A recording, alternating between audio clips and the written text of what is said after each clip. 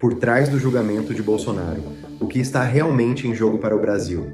Você já parou para pensar que o que vemos por trás dos tribunais não é o que realmente está acontecendo? Que por trás das cortinas do julgamento de Bolsonaro, o que está realmente em jogo pode ser muito maior do que você imagina?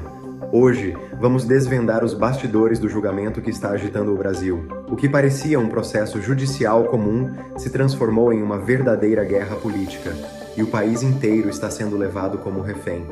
Prepare-se para entender como a Suprema Corte, que deveria proteger a democracia, se transformou no palco de um jogo de poder, um jogo cujas consequências podem mudar o rumo do Brasil para sempre.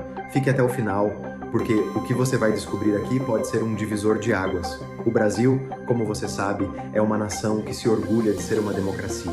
Mas o que acontece quando a justiça deixa de ser imparcial e se torna um jogo de cartas marcadas? O julgamento de Jair Bolsonaro não é apenas sobre ele. É sobre o futuro do nosso país, a integridade das instituições e o próprio conceito de democracia.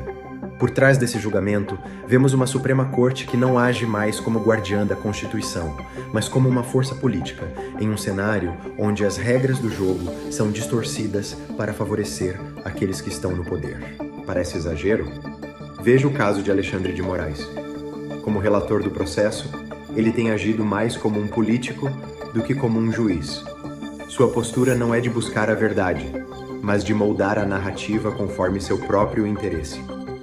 Durante o julgamento, vimos como ele interrompeu outros ministros, como Carmen Lúcia, e exibiu vídeos de Bolsonaro, que não tinham relação com o voto. No nosso Supremo Tribunal Federal. Se isso não é ameaça, isso grave ameaça, não acontece. Temos um ministro dentro do Supremo que ousa continuar fazendo aquilo que nós não admitimos. Logo, um ministro que deveria zelar pela nossa liberdade, pela democracia e pela Constituição, faz exatamente o contrário. Ou esse ministro se enquadra, ou ele pede para sair.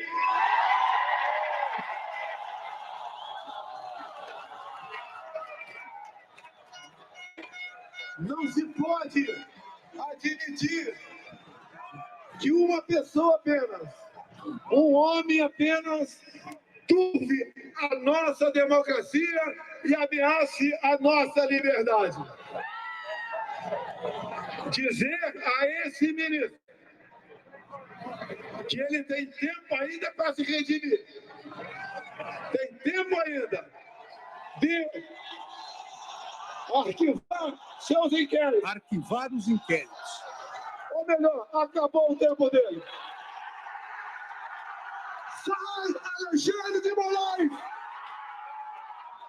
Deixa de ficar nele!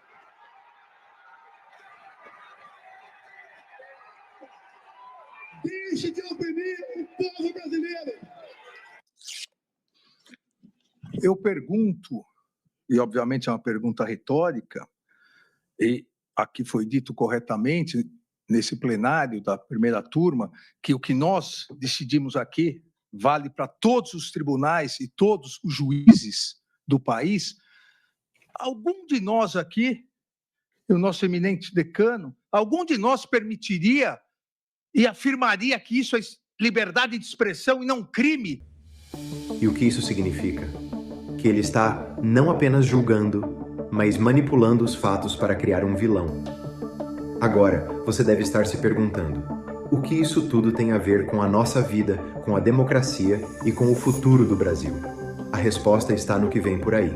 O julgamento de Bolsonaro não é só sobre ele, é sobre todos nós. A maneira como os ministros do STF têm lidado com esse processo é a evidência de que o jogo está manipulado. Quando vimos o voto de ministros como Flávio Dino e Carmen Lúcia, não estava claro que eles estavam tentando construir uma argumentação técnica para o caso, mas sim usar o poder da corte para fortalecer uma narrativa política. O STF não está julgando com base em evidências objetivas, mas sim com uma agenda política. E quem paga o preço disso? Todos os cidadãos brasileiros, que veem a justiça se transformar em uma ferramenta de repressão, onde o mérito das acusações se perde em um mar de interesses ideológicos. Não podemos fechar os olhos para o que está acontecendo no Brasil. Cada passo dado pelos ministros do STF nessa direção enfraquece a democracia e mina as liberdades fundamentais que todos nós deveríamos desfrutar. Não estamos falando apenas de um ex-presidente sendo processado, mas de um ataque sistemático àqueles que se opõem ao poder estabelecido. O que significa, de fato, viver em um país onde a oposição política é tratada como inimiga a ser destruída? O julgamento de Bolsonaro é apenas um reflexo de um cenário muito mais sombrio, onde os cidadãos não têm mais o direito de se expressar livremente sem temer represálias. Estamos vendo o começo de uma era onde a liberdade de expressão se torna um luxo, onde quem critica o sistema é silenciado de maneira legalizada. O STF, ao agir dessa forma, está criando um precedente perigoso, não só para Bolsonaro, mas para todos os que se atreverem a questionar as ações do poder.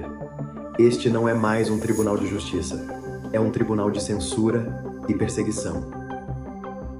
Você sabia que o impacto desse julgamento não é sentido apenas no Brasil? O mundo inteiro está de olho no que está acontecendo e as consequências podem ser mais profundas do que imaginamos. Os Estados Unidos, um dos nossos principais parceiros comerciais e diplomáticos, já demonstraram preocupação.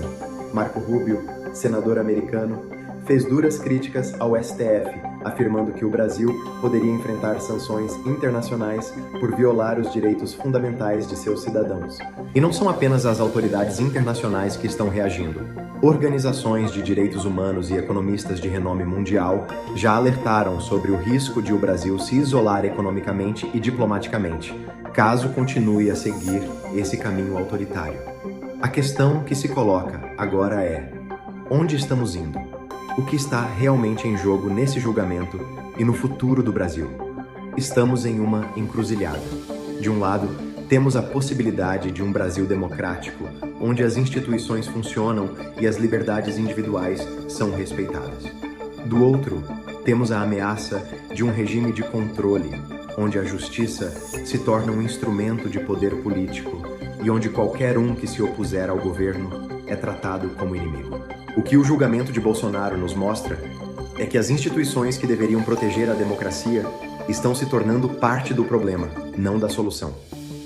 Estamos assistindo a uma distorção profunda do nosso sistema judicial, e o Brasil precisa urgentemente de um renascimento político para evitar que se torne um regime autoritário.